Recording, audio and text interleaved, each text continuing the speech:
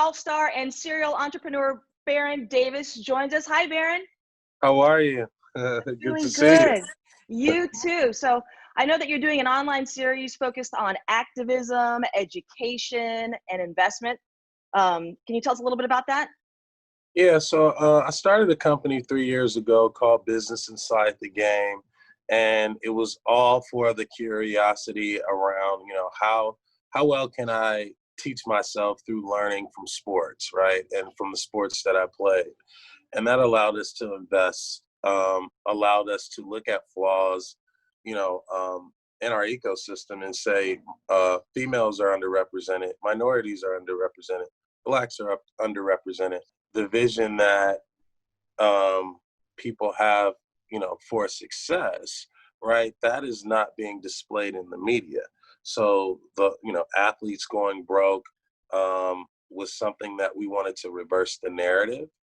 And now we are starting to take those conversations to a summit town hall, especially with what's going on now, and talk about economics, talk about education, talk about social justice causes. And so we came up with Business Inside the Game town halls, and we're having them every Monday.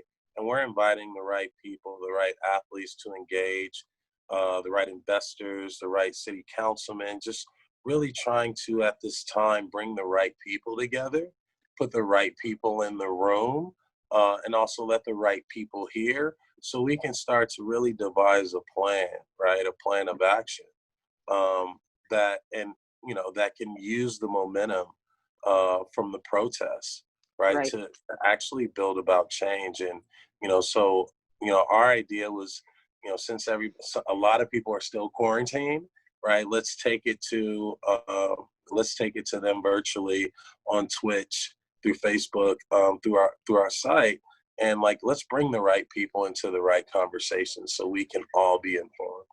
Yeah, I've been following you for a long time. You've always been about, change, and you've been passionate about that. Where does that passion come from for you? Any personal experiences you can share? Yeah, I'll say, just growing up in South Central Los Angeles, one of the worst environments in LA, and, having an opportunity to go to a private school, and, experience and see what real privilege was, right? Right. Be unprivileged, but to experience privilege. And I always felt like, I was one, I was the lucky one, right? I Right. was a lucky one to have an opportunity. And, I felt embarrassed. I felt ashamed, right? As a kid.